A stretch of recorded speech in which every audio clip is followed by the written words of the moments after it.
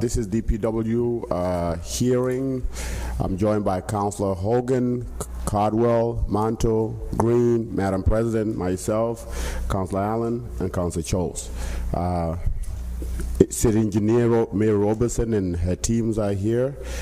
Mary, just go right ahead. Give us a little bit of overview, and obviously, we will jump in when necessary. Okay. Good morning, everybody. First, I'd like to introduce my division engineers. I have Mark Romano in the front, division engineer of mapping and surveying, Kelly Haggerty, division engineer of buildings, and John Kivlahan, division engineer of design and construction. Page are you on? I will start with the personnel page. Yeah. The overall is 148 to 151.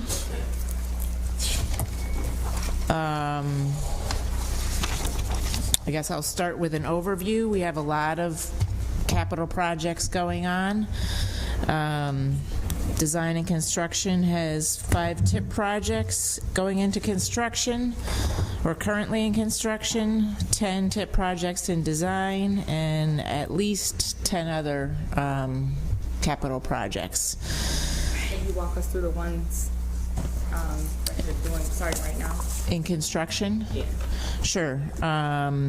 2 that are starting the beginning of May are the big West Genesee Street mill and pave from downtown Salina Street out to City Line, which is Myrtle Ave, Western City Line. East Colvin Street, Jamesville to Salina, that's also starting the beginning of May. We have a signal interconnect project, which is just started. What else do we have? We have pedestrian safety action plan that's currently underway. And then we're going to have the Creek Walk maintenance bridge and improvements, the TAP project, which is the Creek Walk maintenance bridge is near Maltby Street and Spencer Street. And then the original Creek Walk, we're doing some improvements there. That hasn't gone out to bid, but is going out to bid shortly. What about Brighton? Is that still in the planning? Brighton Ave paving, yeah, that's in design. Is that going in construction next year?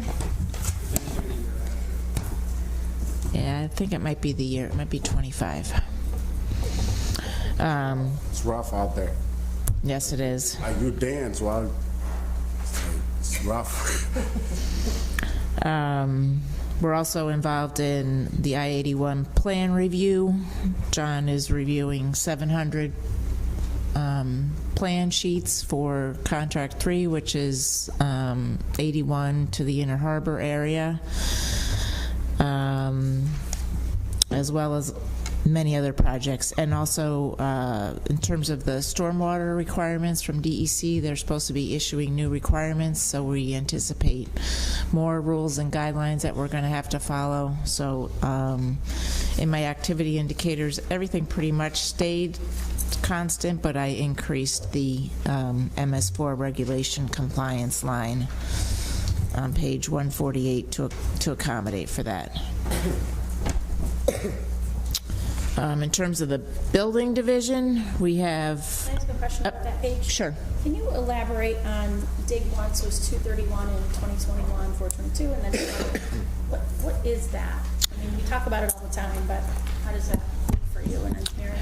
Well, Dig Once originally started out with the grant project that we have for the SAM project that we have for Butternut Street that was just pretty much completed. They're doing punch list items now.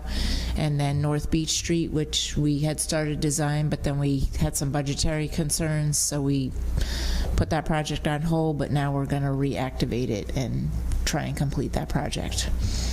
So Dig Once projects. Those are Dig Once. Dig Once means that you try and replace all the utilities that need replacement so that you get all the underground work completed, and then you come through and mill and pave the street in the hopes that people don't have to excavate as soon on the newly paved street. So you reach out to all of the utility providers and say, you know, do you have any work in this area? And then Correct. Does that become the priority because there is work from all sides that needs to be done? We try to make them do the work, but it's a work in progress. No debt. Is there an actual contract that binds them? No, to- no, So it's just kind of a philosophy. yes. Trying, I think they try, but we could do better. So other municipalities actually have that in their charter with a process. Is that something that our city has ever considered, or? No, I don't think formally. Maybe we could consider it. Okay. I mean, we try to do it, so the dig one started with those 2 projects, but now on all our tip projects where that involves a significant amount of milling and paving, we've been reaching out to all the private utilities, reaching out to water, sewer, to try and implement that philosophy on all our tip, mill, and pave projects. But again, it's a work in progress. It's a very frustrating work in progress. Different one in Dig Once Street? No, No, so that's just DPW then. yes. Is there, with Dick Once, is there cost sharing in a sense? So assume that you go in, is there, or it just all on us? Well, the private utilities have to repair their own, do their own work and restore the trench to at least get us through the milling and paving, so that's all on them. I wouldn't say we're taking on more work, but it's just trying to get everybody Right. in there and out of there so that we can get our work done. Mary, those private utilities, they contract that work out too, right? The repairs? Yes. most of the time? Yep. So they don't really, there's no checking on that, I imagine. The utilities would check to see if the work's done, but as far as like the shape of the road after it's cut, they probably, Well, if we have an issue with what they've done, we go back to the utility company, because that's who our agreement's with, okay. the franchise agreement. I'd be interested in, Albany has, Albany does? Okay, I don't have it with me, but all right. I'm doing some research. I'll have to look at that. I seem to remember years ago that there was an official process that the captain of the traffic division of the city police department would have to give a permit with all these private utilities to cut. Well, they do get street cut permits. Yeah, but I mean, this was a captain who would follow up with a police officer on occasions. But now we don't have a traffic division per se in the police Right. department, so. And Mary, let me jump to 149. How many FEMA-related projects do we have at this point? FEMA-related projects. We have the study going on in Arsenal Park, which is a hydraulic study to try and create some flood storage to try and improve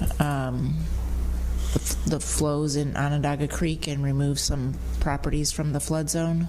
That was just awarded to CNS. I think you approved the agreement within the last couple meetings, so that's kicking off. Okay, so what's happening that one up there off of Seneca Turnpike, where that little creek is running through? Is that anything to do with FEMA? Because I guess they're having a problem up there as well. Seneca Turnpike, And down in the valley of Cold Brook. Colebrook. That we have a project for sediment removal. So we're in the process of entering into an agreement with CNS to do that work. But there's also a problem, even if we remove the sediment removal, there was a project that was done a few years ago, and that's causing a drainage problem on the residents of Edna Road and Green Hills Plaza. So we are working with the town of Onondaga on that to try and help mitigate that problem. Okay, and where? But we're also being careful that we don't just move it from Edna, the town of Onondaga and the residents on Edna Road up to somebody else.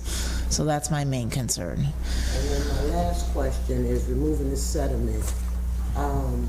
The ones that were down there on the south side, that creek running through there, have we done anything else in there on that creek?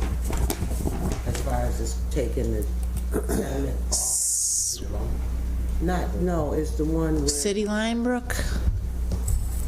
Like by, what's that road, Springbrook? Yeah. No, I don't believe we've done anything there. Yeah, that was, I think, Corey, that was the one we, Corey said, don't call me. Corey know it too well. And the other FEMA project that we have is removing the sediment from Elmwood Park, the sediment basin there, and improving the channel that was hit by one of the storms we had in 2021. So those are our FEMA projects. Colebrook's not a FEMA project. All right. And Corey, we haven't heard anything from our friends, right? About it? Afternoon, counselors. Corey Dunham, Chief Operating Officer. No, counselor. I think the ball might be in my court. I'd had an initial conversation with Isabel Harris, who had taken over, had been assigned the project upon Travis Glazier's departure, and I just need to follow up with her with some of the information, the historical information and context that I had promised her. So perhaps the ball's in my court. Okay. That would be good. Yes. Yeah, we still stand ready to do our part.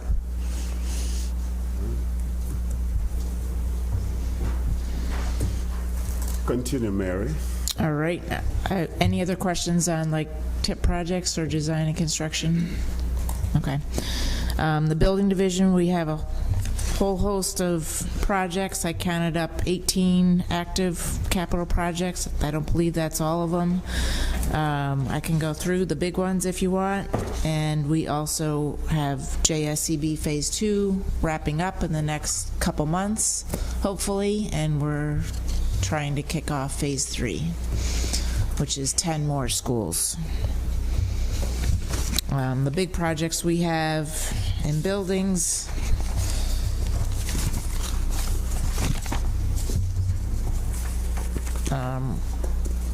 we have a few school projects. We have the STEAM school project, DPW Annex structural floor replacement, Hiawatha Lake wall repairs, Meacham Fieldhouse bathroom renovations. We're getting together money to fix this front elevator here at City Hall. The facilities building assessment is a study to evaluate all our buildings and prioritize what buildings need capital funds. DPW MEM garage HVAC repairs. And then, of course, the Syracuse Developmental Center demolition and site work improvements, and some parking garage repairs. So the assessment is something that it's in progress or that will be starting?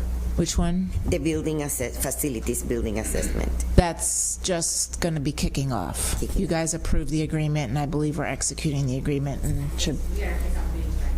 You had kickoff meeting Friday. It's kicked off. That's perfect timing with the new hire that we have coming for the asset management real estate person too, right? So you'll be working with. Mary, this is a question. It has nothing to really do with us, but I just want to ask this question because we talk a lot about parking garages and the structural damage and the stuff that's going on in them. So I know that we do go through and we do safety checks and things like that, right? So how are we doing? Because yesterday, I guess, one fell in New York City. So I'm curious to know how our structures are with our parking garages, because those little cracks, I guess they mean a lot, huh? Little cracks lead to big cracks. No, seriously, we CNS does an inspection of all our parking garages every year. We've just recently initiated work orders to have repairs done at Washington Garage, Fayette Garage, and Center Armory Garage. What about the one I saw in the paper, like maybe a week or two ago? Warren Street's privately owned. Okay, but So we that do would inspect those, correct? Through code enforcement, I believe each privately owned garage has to provide an inspection report on a biannual basis. Codes was the one, I'm not, you really need to talk to codes, but codes determined that that needed to be shut down. And that's what you read in the paper. So I'm not sure if this is you, but you'll tell me if it's not. So, you know how we got all this construction going on, SU's doing things, I'm on college doing. When they tear up things and affect the ground, who's then responsible for any damage? Like if it's like homeowners or anybody that's coming across. Like so, for instance, just hypothetically, Hogan, right? Yeah. Hypothetical Hogan. Hypothetical. There's the building, right? So I'm trying to figure out who is watching this, right? Because anytime you start tearing up things and moving things, there's always sort of an effect, right? We sometimes don't know what the effect is. And as you drive around the city of Syracuse, as things are being built, as buildings are going up, the roads are being tore up, things you're seeing. I'm getting numerous calls from homeowners, and saying like, now I got this problem, now I got a sewer problem, now I got this. So I'm asking you, like, who is involved and who monitors that? Well, work on private property is inspected by code enforcement because they have to get a building. If they're building something, private owners building something, they have to get a permit. So they have inspectors that inspect that work. Anything that's in the right-of-way is normally inspected by DPW, and we also assist them with that, like all the road cuts. We've been helping with them with that. So if it's in the right-of-way, then it would be under the jurisdiction of DPW.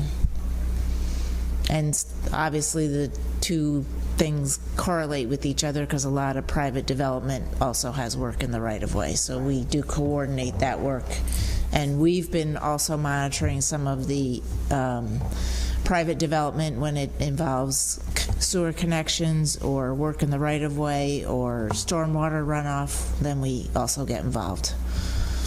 So when private entities don't have they don't have to come through our engineering part to say, hey. No, only in terms of stormwater review, site work, and work that is in the right-of-way.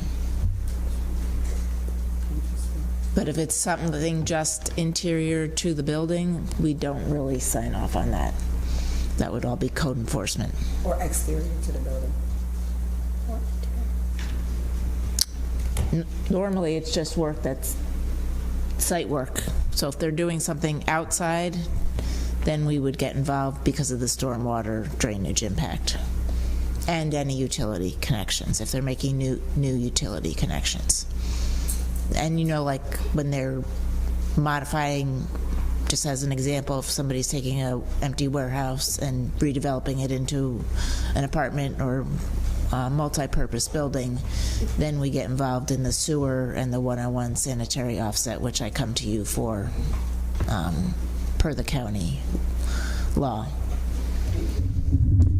I want to go back to President Hudson's question about the parking garages.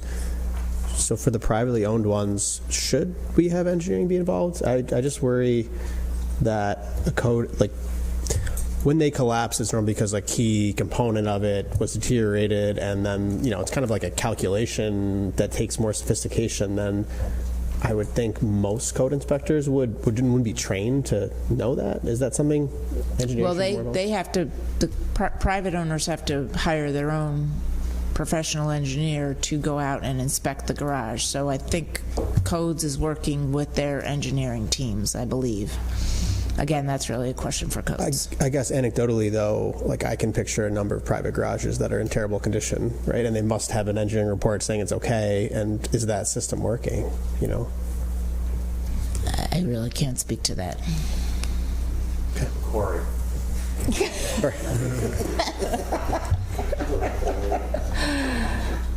So with that garage, where That garage as in the Warren Street? Yes.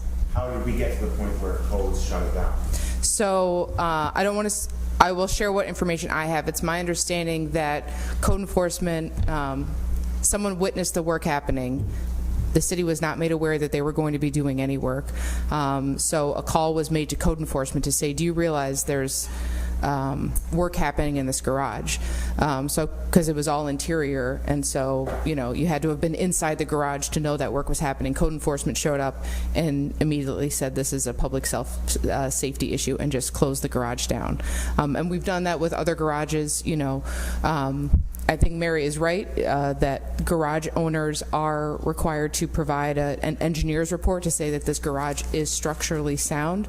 And so that's, so I think we draw the line there that as the property owner, you have some sense of responsibility to make sure your structure is safe, and we don't just take your word for it. We ask for an engineer to stamp that as well. So hypothetically, as Councilor Caldwell said, if that garage were to fall, and I hear what you're saying about it being private, but wouldn't the city have some liability there? I mean, I can't really speak to liability. I think the more involved we get, the more we rely on our engineering team to sign off on whether or not a garage is safe. I would assume increases our sense of liability, whereas we put that responsibility on the property owner to make sure that they have an engineer who is certifying in this report that this is structurally safe. So I would imagine, not being an attorney, but I would imagine the more involved we get and the more we rely on our engineers to sign off on the safety of a structure, the greater the liability we would face, is my guess, not being an attorney. We inspect our own garages. We do. We inspect our own garages. We're in our garages all the time. Kelly knows our garages very well. Our buildings team, led by Kevin Henry, is in our garages all the time. Pat Monin's in our garages. Our operators in there. We work with CNS to make sure that we get those reports on an annual basis. So, and if we ever had any concerns, public safety is the number one priority. Could that become a source of revenue if we did that for the private sector? I mean, I think you would just need to balance how much liability, how much the city wants to put itself at in saying that we're vouching for somebody's privately owned property, that it's safe, in the same sense that we require licensed electricians to do work in your house to try and make sure that you're using somebody reputable. Does that stop people from calling their brother-in-law to come do electrical work? No, but that responsibility lies on the property owner. I wouldn't think we want to expose ourselves to that liability. Right. So it's a liability, Corey, from our part, since this is private.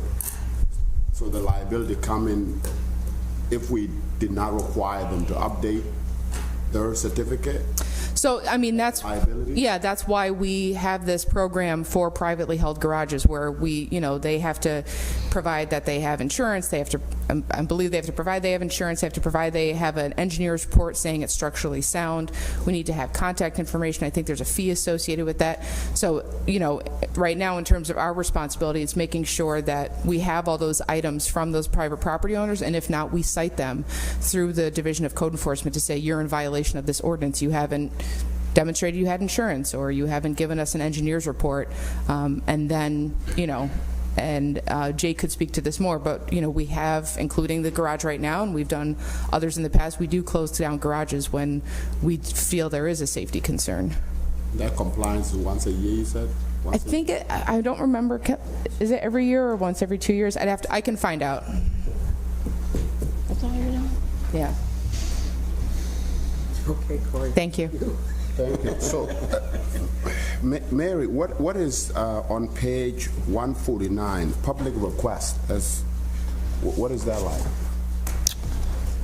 That's under mapping and surveying, and that's really when the public comes in and have questions regarding right-of-way or anything that's related to surveying, looking at our maps, looking at our records.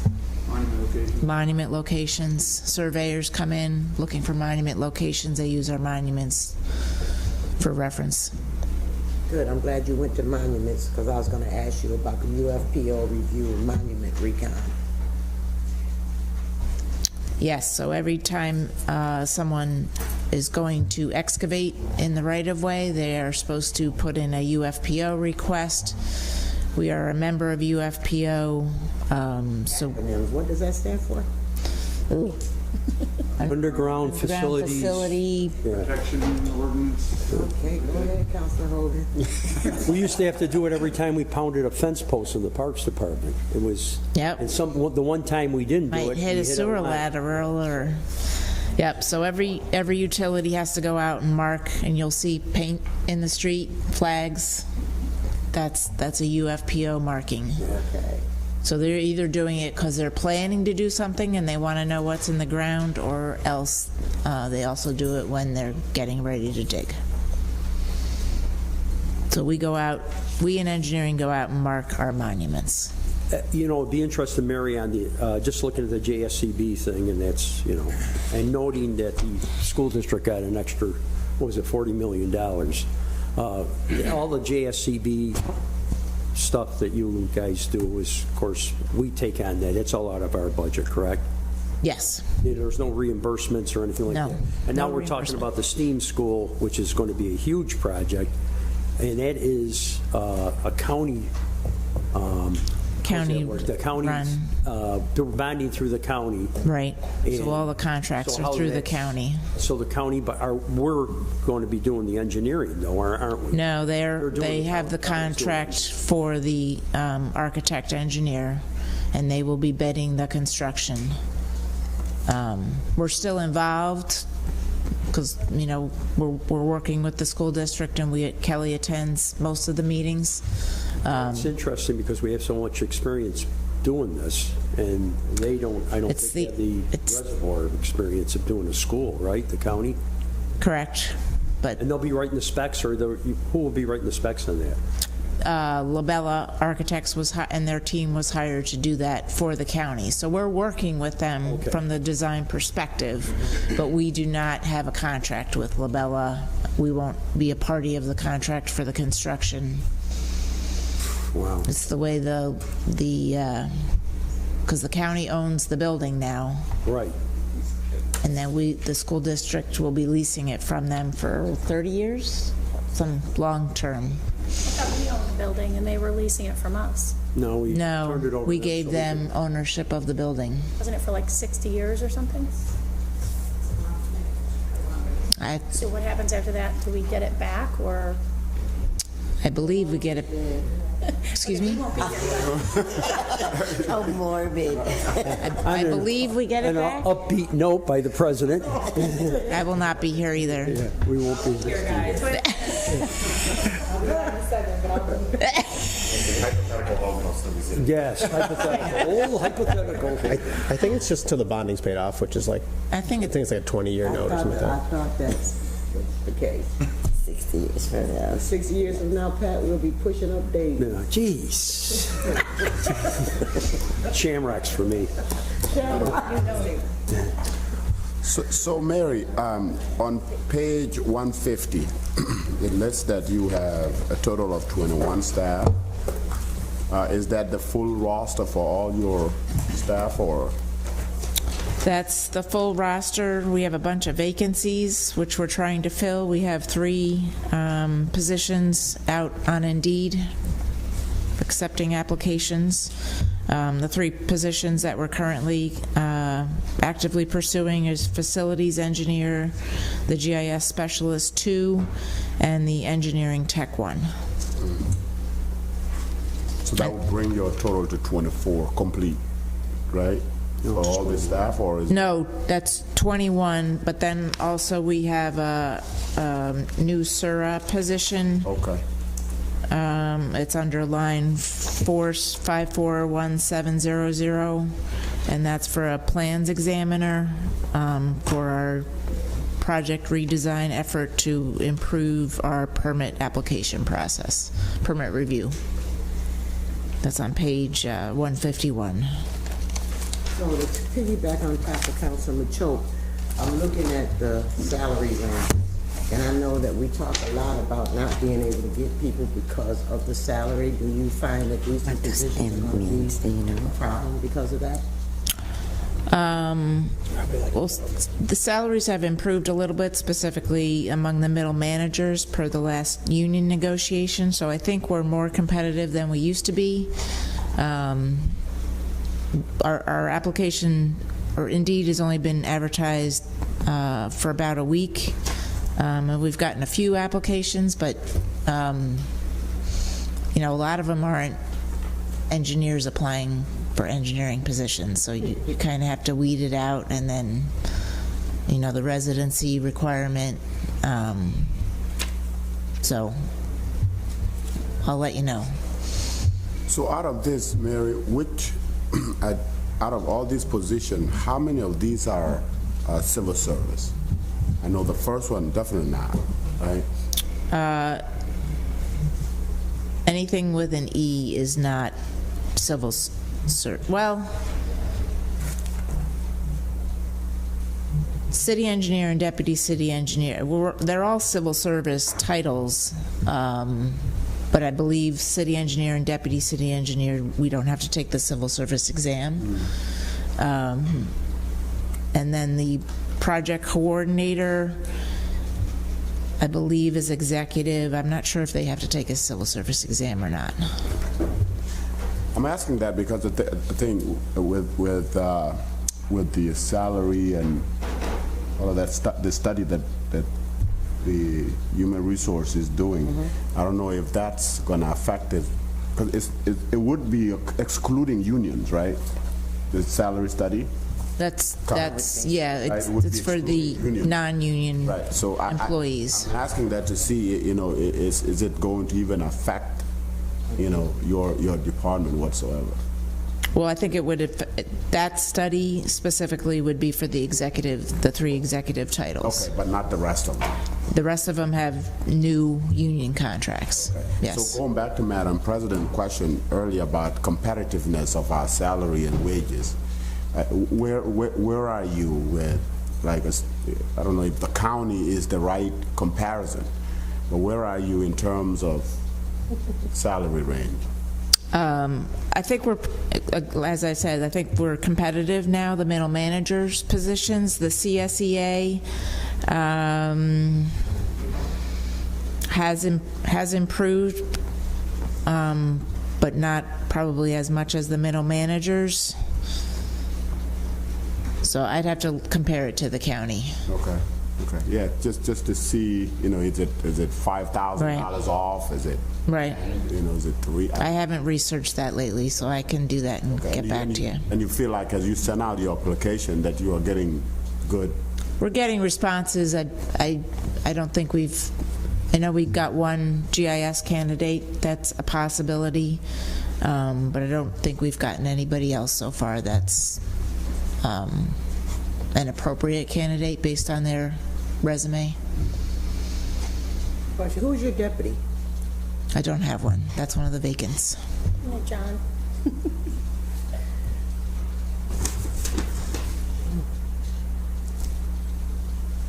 All right, other questions? Okay, yeah, let me ask the 9100 line on 151. So when it talks about the actual 168,000, are those tip, that's the reimbursement from the tip projects? When it's talk about... What page are you on? 150. Oh, this one. 151. Services? Reimbursement? Yes. That's tip. Reimbursement. I don't think we get reimbursed from...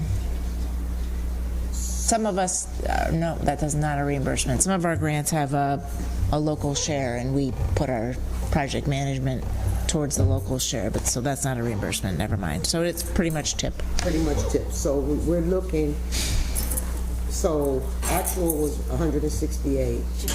So we're proposing and adopting 50. So we're gonna get coming through.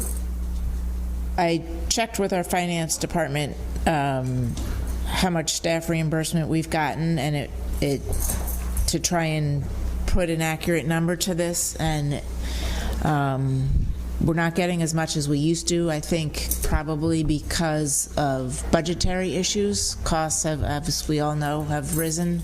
So instead of billing our staffing hours when we don't have if we don't have the extra money in the budget for staff hours, we've been spending our money on the construction and consulting work. I'm hoping, if we have the budget, we track all our hours. We always track all our hours for each project, especially the TIP projects, so we can bill if there's budget available. So like if there's money left at West Genesee Street, that number will go up because that's a huge project. Maybe we should send a bill to the school district for the joint schools. What do you think? You bring that up every year. I know. Every year, nobody acts on it, though, too.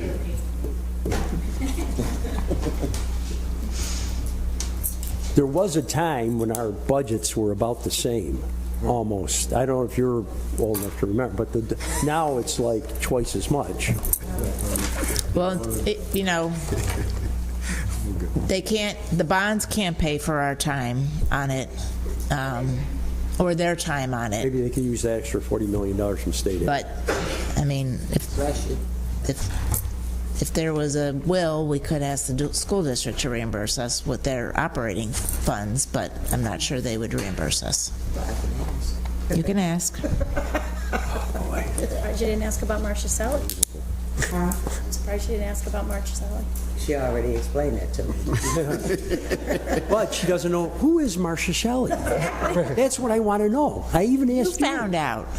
No, we never found out. No, we did find out. He was a... I made it up like I probably was a state senator, and you said you won along I think Joe Barry agreed to that he was a state senator. I made it up. You made that up? I did. Jeez. Great guy. Didn't Joe Barry confirm that? Just like Who is this Marcinelli? I'm going to have to talk to Mr. Barry about that. I thought he confirmed that. stop making up stories. Yeah, well, I just, I'm going to Google it. Who he was. Whoever he was, I like him. Yes, you did. President Hudson likes him. likes him. So any other questions? Mary, you got anything else for us? I don't think so. All right. Thank you, Charlie. All right. I just want to tell you, I see a lot of the projects that you do, and you're very thorough with your projects when you come through, and you always make sure that you check on Mr. Marcia Shelley for me. Yes. So I We all appreciate what you've done over the years. Thank you. We try. John and the team. And it's the team. Yay, team. Let's go. Team. It's a team effort. Small and gritty. That team. All right. That will do it Thank for you. us. Thank you.